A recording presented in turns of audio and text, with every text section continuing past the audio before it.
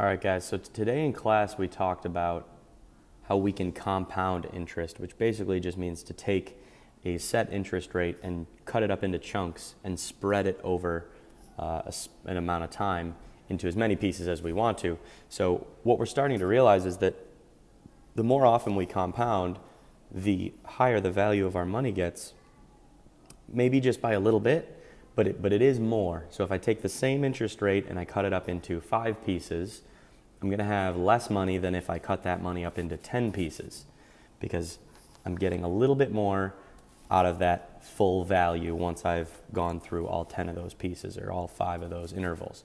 So what we want to do is we want to see what happens if I cut this thing up not just into 10 pieces, but 1,000 pieces or 100,000 pieces, and see what the maximum value or what our number starts to approach as we do that. Can we compound interest infinitely rather than just monthly or semi-annually? So what we're going to do is we're going to start by writing an expression to represent interest being compounded n times per year.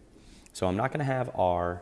I'm not going to be talking about the rate. We're just going to leave the rate and the time out of this, and we're just going to say that we have 1 plus, and remember that whatever we have gets divided by n, so we'll say 1 over n to the n power.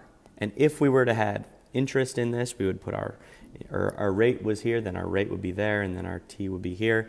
But we're not going to deal with either of those things right now, because the only variable that we want to change at this point is just our n. So I'll get that r out of there. All right, let's just see what happens to this number as we increase it. That's what we're going to do here. So what will the value of this expression be if interest is compounded annually? Well, if I were to do that, we know from experience that what we would do is we would do 1 plus 1 over, and if it's being compounded annually, then n would become 1, right? So I would just call n 1, and if I evaluate this, I'm going to have 1 plus 1 over 1, which is 1. 1 plus 1 is 2. 2 to the first is 2. So if I compound interest annually, this expression becomes 2. What if I compound this 10 times per year, or 1,000 times per year, or 100,000 times per year? So we're going to start to see this number increase, and it would seem like if I do it 10 times per year, it's going to be a lot more than 1 time per year. 1,000 times per year should be way, way, way more than that, and 100,000 times per year, I should be getting so much more money than what I started with. So I'm going to come up with an expression to represent 10 times per year, 1,000 times per year, and 100,000 times per year. All right. So I'm just going to fill in the shell of my formula. Okay. So I've got everything ready to go. All I have to do is just fill in n. So if I'm compounding 10 times per year, then n is 10. So both of those two pieces there would be 10. If I throw that into the calculator, I get 2.59374 and a bunch of numbers. Right? So it looks like if I go from 1 to 10, there isn't too dramatic of an increase. I'm going up by a little bit. Okay, so by 0.59374. Let's see what happens if we do 1,000. So if I make n 1,000 and I throw that into the calculator, I end up with 71692. And that's just a teeny bit more than if I used 10. So I've gone up, my n has increased dramatically, but the result here, the value of the expression, has only barely increased. Okay, let's see what happens if I do 100,000. And I plug that into my calculator, and I end up with 2.71827. Just a teeny bit more. So what we're starting to see is, if I were to just sketch this out, let's say we had a graph of, this is the value, and then down here, this is n, and we start to see the value of n go up, right? So when we started with the n being 0, we were here at 2, and then we started with n, we made it 10, and it went up quite a bit. And then n became, 100,000. I get that this scale isn't very consistent, then it became 100,000. And what's happening is it's only going up a little bit every single time. So if I connect these, you're starting to see that this function of the value of our expression ends up having an asymptote. There is a limit to where this thing can reach. It just can't go on forever and ever and ever. So it does end up having a horizontal asymptote, which makes it an exponential function. Obviously, we know that exponential functions have horizontal asymptotes. And that asymptote is right at 2.71828182846. It goes on forever and ever and ever and ever. And that is a special, special number. It's a very special number that means, or that represents the maximum value that I could reach if I were compounding as often as I possibly could. And another way to represent this number, or the name we've given this number, is E. And we talked a little bit about E the other day in class, or maybe it was about a week ago. So what is E? E, we're going to refer to it as Euler's constant,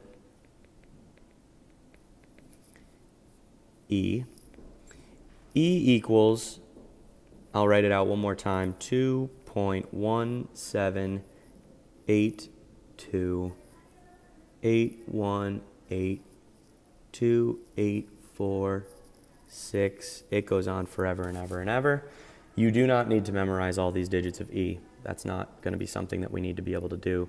But what we do need to recognize is that using Euler's number, we're learning that as n approaches infinity, so as I take n and I make it 10 and then 1,000 and then 100,000, I could make it 1,000,000, I can make it 1,000,000,000. As I increase n, this expression approaches E. So as I increase that n value, the value of the overall expression gets closer and closer and closer to E. So what that E represents is, if I want to maximize the amount of compounding that I do, I can use E to simulate continuous compounding. So I'll write that down here. So we can use E to simulate compounding that is done infinitely many times. So we're not just compounding twice per year or 4 times per year. Now we're compounding not even just every day or every second, but every instant there is compounding going on. And if we do that, we can really just use E, and we'll use this new formula that has E in it. P, which is still your principal amount, times E, and remember E is Euler's constant, that's a number, to the power of your rate times your time. So that is your continuously compounded interest formula. So let's use that in practice here and just get some experience trying it out. You deposit $1,000 into a bank account. What is the value of your account 3 years later at an interest rate of 2.5% compounded continuously? So let's use our new formula here. We're going to use A equals P times E to the RT. And the reason we're doing this is because it's being compounded continuously. If it said anything else, if it said compounded annually or semi-annually, well, then we'd be using the formula from yesterday, our previous just regular compounded interest formula. But if it says it's being compounded continuously, now we're using Euler's constant. We're using this new formula. Let's fill in the things we know. We know we're trying to find out the total amount, so we won't have a value there. We know that we started with $1,000. E is a number. Remember, you don't plug anything in for E. It's not a variable. Our rate is 2.5%, and our time is 3 years, so all I need to do is use a calculator and evaluate that. I should end up with $1,077.88. And if you're curious to see how much more valuable that is than if you compounded daily, well, you could use yesterday's formula, and then you could test that. So you could do A equals P times 1 plus your rate divided by 365 all to the 365 times 3, and see if you get a number that's close to this. Theoretically, this should be a little bit worse because instead of compounding continuously, you're only compounding daily. So you should get a slightly worse value here, but you can test it out and see for yourself if you're curious. We're going to practice some of this tomorrow, so I'll see you guys then.